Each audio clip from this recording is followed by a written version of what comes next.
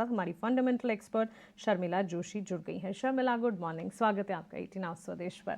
शुरुआत वैसे मैं एनबीएफसीज के साथ कर रही थी क्योंकि एनबीएफसीज पर पॉजिटिव रिपोर्ट्स आई थी, लेकिन शर्मिला एक और स्पेस है ऑटो, और ऑटो स्पेस में अशोक लेलैंड, जिसका जिक्र हमने पिछले हफ्ते भी किया था।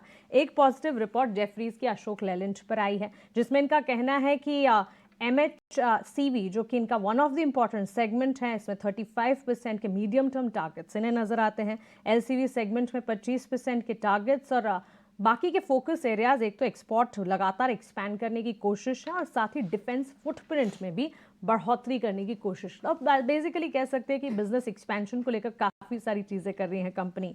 जेफरीज की रिपोर्ट तो काफ़ी पॉजिटिव है, टारगेट ने अपसाइड का 195 तक का नजर आता है। आप कैसे देखती हैं अशोक लेलैंड को या ओवरऑल इस स्पेस को? अशोक लेलैंड की अगर आप स्पेसिफिकली बात करें तो मेरे हिसाब से इसकी पॉजिटिव जर्नी शायद 1-2 साल पहले चालू हुई है। जब से उन्होंने अपने बैलेंस शीट पे काम किया, वहां से क्लीन अप किया, और जो चीजें हम आज बात करें उनकी कहीं ना कहीं एक बेसिस, एक नींव रखी है, और वहां से प्रोडक्ट्स उन्होंने रोल आउट करना शुरू किए। और अब हम जब देख रहे हैं इस स्टॉक को, तो इसमें जो उस समय जो लग रहा था कि पॉजिटिव हो सकता है कंपनी के लिए, वो अब उनके रिजल्ट्स में नजर आने लगा है।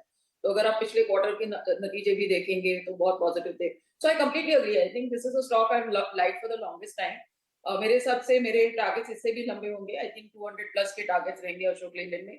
और जिस तरह का उनका प्रोडक्ट लाइनअप है, जिस तरह से उन्होंने इलेक्ट्रिक बसेस में, अगर आपको याद होगा तो कुछ महीने पहले उन्होंने एक बम्बई में बीएसटी के लिए एक इलेक्ट्रिक बस, BST बस का भी एक लॉन्च किया है। So they have a whole host of interesting products EV में, electric EV bus. I think that's what's important, not that it's an air condition bus, but an air condition EV bus, BST bus उन्होंने launch की है।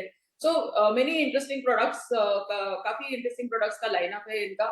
और जैसे कि मैंने कहा कि मुझे ये स्टॉक काफी पसंद है, और मेरे टारगेट्स आई थिंक 200 प्लस के रहेंगे। शर्मिला, आपको अशोक लेलैंड काफ़ी पसंद है। शर्मिला, आप तो इनफैक्ट ऑटो भी काफ़ी एक्सटेंसिवली कवर करते हैं। I am also about to ask you an auto related question only. Morning, Bajaj auto को अगर आपने स्टडी किया हो, शुक्रवार को भी ना थोड़ी नर्वसनेस थी इस स्टॉक में, क्योंकि नाइजीरिया की जो करेंसी ड्रॉप हुई है उसके चलते, हालांकि एक्सपोर्ट्स अब तक इम्पैक्ट हुए होंगे, लेकिन अब बात ये हो रही है कि जो जो large part of the economy है वो ऑलरेडी शिफ्ट हो चुकी है पैरेलल मार्केट रेट पे, तो एक्सपोर्ट्स ज़्यादा बड़ा वरी होना नहीं चाहिए। और बजाज ऑटो के export figures continue to improve हैं। इसी मंथ इन्होंने इनफैक्ट यूके में भी अपनी एंट्री करनी है। कैसे आप ओवरऑल कॉम्बिनेशन को देख रही हैं बजाज ऑटो के लिए इस पर्टिकुलर न्यूज़, एक्सपोर्ट मार्केट, क्योंकि ये बड़ा कंपोनेंट रहता है इनके लिए? यस, एंड मेरे हिसाब से वंस अगेन बजाज ऑटो के लिए ये काफी सालों से ये पॉजिटिव भी रहा है और नेगेटिव भी रहा है। क्योंकि पॉजिटिव ये रहा है कि उनका एक्सपोर्ट मार्केट काफी बढ़ गया है, और नेगेटिव हो जाता है जब इस तरह की खबरें चलती है कि कुछ जहां पर वो एक्सपोर्ट करते हैं वो इकोनॉमी में कोई दिक्कत आई, या करेंसी की कोई दिक्कत आई, इस तरह की बातें।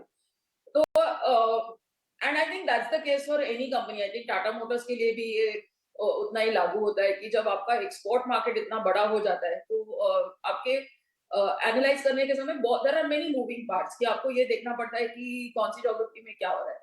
तो I think from a longer term perspective मेरी राय पॉजिटिव रहेगी, लेकिन आई थिंक नियर टर्म में ये सब चीजें होती रहेगी। एंड ओवरऑल अगर आप देखेंगे थ्री व्हीलर मार्केट को इंडिया में, तो वो बहुत कम्पिटिटिव है, और नए प्रोडक्ट्स लॉन्च करने की हमेशा सबको ये रहती है कि जो नया प्रोडक्ट होगा that will sort of attract more attention, और उसके से उसकी बिक्री होगी। So I personally like TVS Motors the best in this space. लेकिन बजाज ऑटो पर भी मेरी नेगेटिव राय नहीं है, एक सॉर्ट ऑफ न्यूट्रल राय रहेगी इस समय पर। और लॉन्गर टर्म जो इन्वेस्टर्स है उनको तो बिल्कुल बने रहना है इसमें।